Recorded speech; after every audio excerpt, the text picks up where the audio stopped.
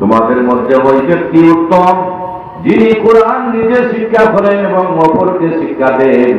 ওই ব্যক্তি আল্লাহর নবীর ভাষায় বলেছেন পৃথিবীর মধ্যে উত্তম ব্যক্তি সুবহানাল্লাহ, যিনি কোরআন শিখেন এবং অপরকে শেখান, এই ব্যক্তি হচ্ছেন উত্তম ব্যক্তি। এই সিস্টেমটা আপনাদের এই এলাকার মধ্যে আছে, যেহেতু নবীর বাগানে কোরআন শিখানো হয়, হাফেজে কোরআন বাইর করা হয় এই বেহেশতের বাগানের মধ্যে। আর এই হাফেজরাই আপনার আমার জন্য কিয়ামতের দিন নাজাতের উপায় হবে। সুবহানাল্লাহ। আপনারা বড় ভাগ্যবান, আল্লাহ তাআলা আপনাদেরকে একটা সুযোগ করে দিয়েছেন, কোরআনের একটা বাগান আপনারা সাজাইছেন। এই বাগানের যদি আপনারা সহযোগিতা করেন, মহব্বত করেন, এই বাগানের দিকে আপনারা দিন যদি লাগাল থাকেন, তাহলে কিয়ামতের দিন নাজাতের একটা উপায় হবে। আলেমদেরকে মহব্বত করার কারণে আর কোরআনের হাফেজদেরকে সহযোগিতা করার কারণে আপনাদের কিয়ামতের দিন নাজাতের একটা উপায় হবে। সুবহানাল্লাহ। রাসূল পাক সাল্লাল্লাহু আলাইহি ওয়াসাল্লাম ইরশাদ করেন, মান কারাআল কুরআনা ফাস্তাযহিরুহু ফাআদখিলুহু ফাআহাল্লা হালালাহু ওয়া হারামা হারামাহু আদখিলুহু ইলাইহিল জান্নাহ ওয়া সাফাতু ফি আসরাতি মিন আহলি বাইতি কুল্লুহুম কাদ ওয়াজাবাত লাহুন নার। আল্লাহ রাসূল সাল্লাল্লাহু আলাইহি ওয়াসাল্লাম ইরশাদ করেন যে তোমরা কি করো, যে ব্যক্তি কোরআন পড়েছে এবং কোরআন অনুযায়ী মুখস্থ রেখেছে এবং হালালকে হালাল মেনেছে, হারামকে হারাম জেনেছে, তাকে আল্লাহ পাক তাকে কি করবেন, বেহেশতের মধ্যে প্রবেশ করাইবেন। সুবহানাল্লাহ।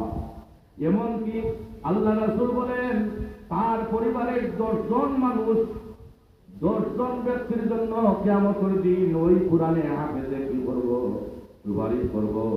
যেই 10 জনের জন্য জাহান্নাম অবধারিত, জাহান্নাম ওয়াজিব হয়ে গেছে, ওই 10 জন ব্যক্তিরে একজন কোরআনের হাফেজে জাহান্নাম থেকে বাঁচাইয়া জান্নাতে পৌঁছানোর সুপারিশ করে দিবে। সুবহানাল্লাহ। ওই 10 জন ব্যক্তি যার জন্য জাহান্নাম অবধারিত, আল্লাহ পাক এই কোরআনের হাফেজদের দিয়া তার সুপারিশের মাধ্যমে 10 জন ব্যক্তিকে জান্নাতে পৌঁছানোর ব্যবস্থা হবে। হাদিস শরীফে আছে, মুফাসসিরে কেরামগণ ব্যাখ্যা করেছেন, একজন আলেমের 40 জন মানুষ জান্নাতে আপনার সুপারিশ করতে পারবে, আর একজন কোরআনের হাফেজে 10 জন জান্নাতে যাওয়ার জন্য সুপারিশ করতে পারবে। এখন আমরা জানি কোন 10 জন। আমাদের উস্তাদ বলেছেন, আগামীরা বলেছেন যে আপনার এই কোরআনের হাফেজের মা বাবা 2 জন, দাদা দাদি 5 জন, নানা নানি 6 জন, এরপরে আপনার এই তার উস্তাদ, এরপরে 7 জন, এরপরে তার শ্বশুর শাশুড়ি 8-9 জন, এরপরে আমাদের উস্তাদ বলতেন যে নদীকে ছাত্র নদীর বাড়িতে খানা খাইছে, এই নদীর মাস্টার তো কিয়ামতের দিন ওই ছাত্র সুপারিশ করে জান্নাতে নিয়ে যাবে। সুবহানাল্লাহ। ওই নদীর মাস্টার এই 10 জন ব্যক্তি। হাদিস শরীফে আছে, মুফাসসিরে কেরামগণ ব্যাখ্যা করেন, ওই যে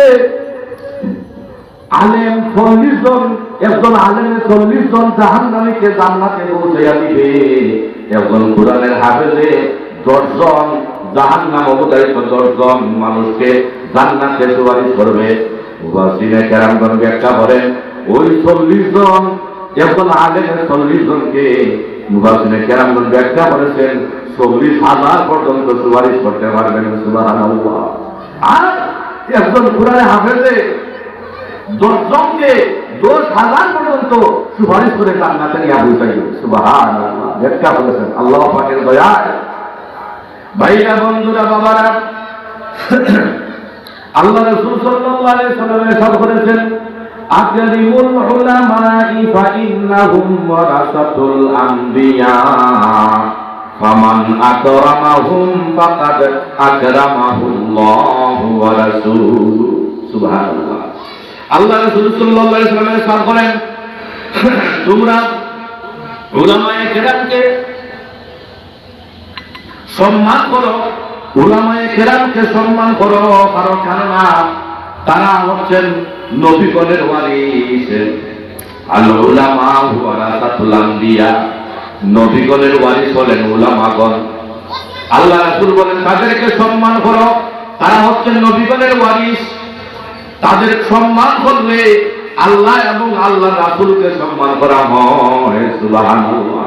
এই উলামায়ে কেরামকে, নবীর ওয়ারিসদেরকে সম্মান করলে আল্লাহ এবং আল্লাহ রাসূলকে সম্মান করা হয়। সুবহানাল্লাহ। কথাগুলি খুবই সংক্ষেপে আমি বলতেছি, আপনারা মনোযোগের সহিত খেয়াল রাখবেন। আল্লাহ রাসূল বলেছে যে উলামায়ে কেরামকে সম্মান করো, আর উলামায়ে কেরামকে সম্মান করলে আল্লাহ এবং রাসূলকে সম্মান করা হয়। সুবহানাল্লাহ। এই জন্য আমি আগেই বলেছিলাম, আমার মানবীদের ভাইরা বন্ধুরা বাবারা, আপনারা নতুন রেহেন্সের বাগান চালাইছেন, এখানে কোরআনের হাফেজের মহব্বত করবেন, তাদের নজির দিবেন। হ্যাঁ, একজন কোরআনের হাফেজ, একজন শিক্ষক, মাদ্রাসা শিক্ষকের সাথে একজন আলেমের সঙ্গে, হাফেজের সঙ্গে আপনার মহব্বত বাড়াইবেন, নাজাতের উপায় হবে, জাহান্নাম থেকে বাঁচার উপায় হবে আপনার। আল্লাহ রাসূল বলেছেন যে এই জন্য বাঁচার উপায় কি, কিভাবে জাহান্নাম থেকে বাঁচবেন, আমি কয়েকটা উদাহরণ আপনাদেরকে দিব। আপনার উদাহরণ দিলে আপনারা বুঝতে পারবেন। কোরআন শিক্ষা দ্বারা দুনিয়াতে কি উপকার হয়, এই যে কোরআন শিক্ষা করতেছেন আপনাদের বানুবিল আল মাহাব্বালু তিবিয়া মাদ্রাসায় হাফেজে কোরআনগণ কোরআন শিক্ষা করতেছেন। এই কোরআন শিক্ষা করলে দুনিয়াতে তাদের দুনিয়াতে কেমন উপকার পাওয়া যায়, তারা উপকার হবে, পাশাপাশি তাদের আত্মীয় স্বজন, পাড়া প্রতিবেশী উপকার হবে। কিভাবে উপকার হয়? এরপরে আপনার মরণকালে কি উপকার হয়? মরণকালে এই কোরআনের হাফেজের ছাত্ররা যারা কোরআন শিক্ষা করেছে, আলেম তারা, হাফেজ তারা, মরণকালে কি উপকার হয় এর উদাহরণ দিব আপনাদের। এরপরে কবর জগতে কি উপকার হয়, ওই যে আগে বলেছিলাম আলেমকে হাফেজকে মহব্বত করবে, মহব্বত করলে আপনার নাজাতের উপায় হবে।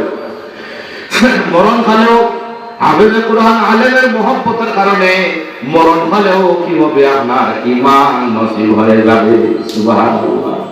এই জন্য কোরআন শিক্ষা দ্বারা দুনিয়াতেও, কোরআন শিক্ষায় দুনিয়াতেও লাভবান, আখিরাতেও লাভবান, মরণকালেও লাভবান।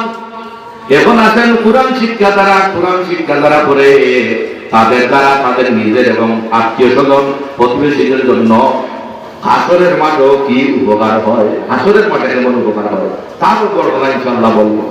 ভাইরা বন্ধুরা বাবারা, হাদিস শরীফে রাসূল পাক সাল্লাল্লাহু আলাইহি ওয়াসাল্লাম ইরশাদ করেন যে মাদ্রাসার ছাত্র যখন রাস্তা দিয়ে হেঁটে যায়, মনে করেন আপনাদের আল মাহাব্বা বানুবিল লুতফিয়া মাদ্রাসার ছাত্র রাস্তা দিয়ে যখন হেঁটে যায়, রাসূল পাক সাল্লাল্লাহু আলাইহি ওয়াসাল্লাম ইরশাদ করেন যে আল্লাহর তৈরি নূরের তৈরি ফেরেশতারা তাদের ডানাগুলি কার্পেটের মতো বিছাইয়া তাদেরকে সম্মান করে।